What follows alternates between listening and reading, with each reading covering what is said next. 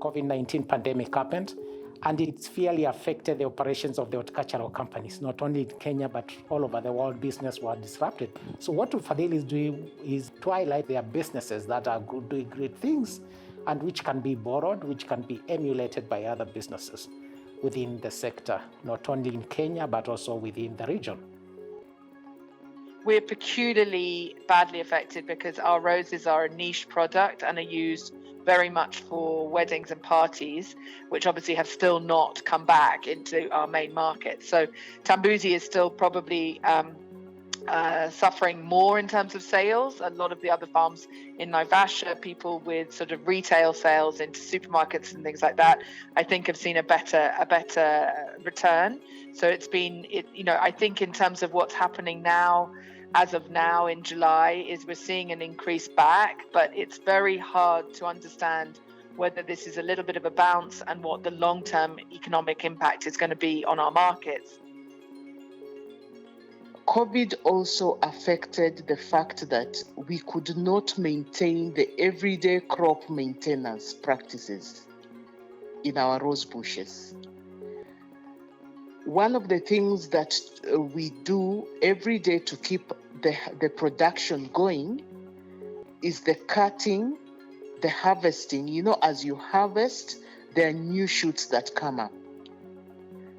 Now, with lack of flights going out of the country because of COVID, we were unable to harvest to keep our rose bushes going.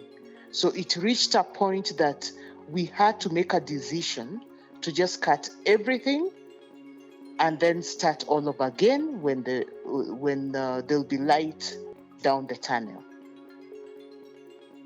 We've had such incredible support from our partners. So we had from the Waitrose Foundation, they sent through £15,000 cash so that we could supplement people's income with food products. So we bought 25 kilos of rice and 10 litres of oil.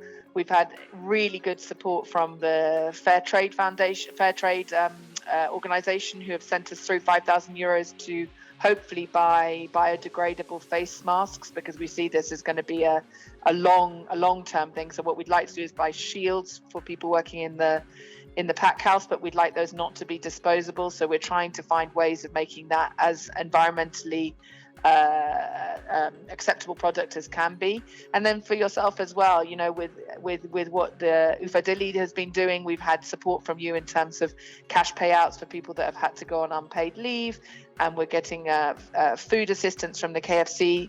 And we really believe that that's because we chose to partner with people who also wanted to make the flower industry a sort of world-class, sustainable, good industry that was following all the protocols and looking for ways to support both the people working with it and the stakeholders around us, and also the environment. And so it's kept us going, because when we have invested in these relationships, they've actually given back to us at the time when we needed them. And that's been incredibly pleasing and made everybody here, given us the resolve to keep going.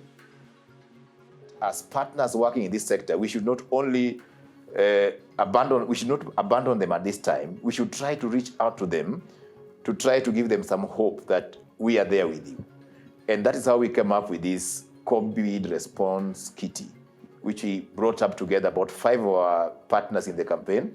And we said each one of us to bring in something in the basket so that we are able to support these workers through these flower farms.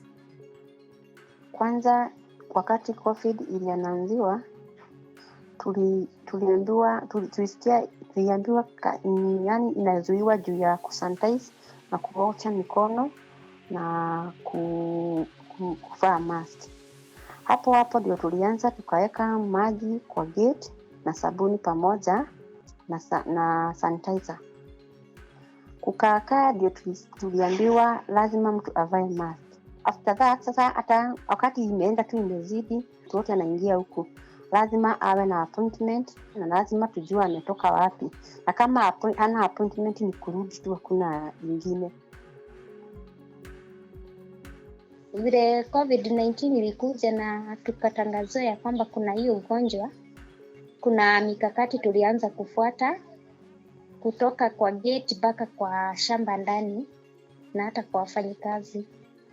Na kwa upande yangu mimi kama gender representative nilichukua majukumu yangu yenye ni lazima ninafuatilia. Wakiingia tu hata kwa changing room wamejipanga vizuri, kuna dust coat, kuna hizo kuwa mtu amevaa mask, na hata tukienda kwa shamba bado nawafuatilia ndio wa keep distance.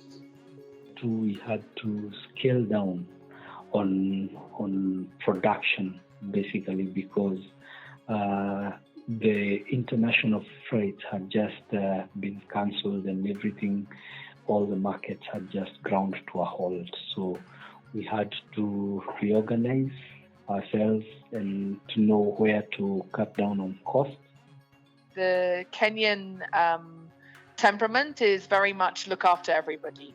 So we felt that actually rather than keeping a few people full time, it was a better strategy to take everybody down to 50%, and that was throughout the organization, from myself and my husband as directors right down to every level of the company. Everybody went to 50%. Watu walirespond mzuri, wakapewa hizo mask na wakavalia vizuri, wakaoga mikono vizuri, wakasanitize vizuri, na tukaona hiyo ikiwa mzuri sana. Kwa hiyo information, kwa sababu watu wengi hawakuwa wanajua hiyo kitu, so tulichukua kwa makini sana, na so far hakuna kesi ambayo imeripotiwa kuhusu mtu ambaye amekuwa na hiyo ugonjwa. Kwa hivyo tumejikinga ya kutosha kabisa. What can we do together with the employers, together with the unions, in order to find a sustainable solution to the cycles of pandemics? Today it is COVID. There might be a pandemic after COVID. How will we be able to react? We should not wait to get into a circumstance that we find ourselves now. If it is about diversification of their income streams, then we are asking ourselves, what can we do to prepare our workers and our companies for sustainability in terms of that diversifying the income streams for these workers? Can some of them be trained into other vocational skills? Can some of them venture into business? Can some of them venture into food production? Because the areas where they are located are also agriculturally well productive. Kampuni inajaribu vizuri sana, sababu kama sasa vile kuna shida ya chakula, tunapanda maharagwe huku, tunapanda mahindi huku, sasa na hata viazi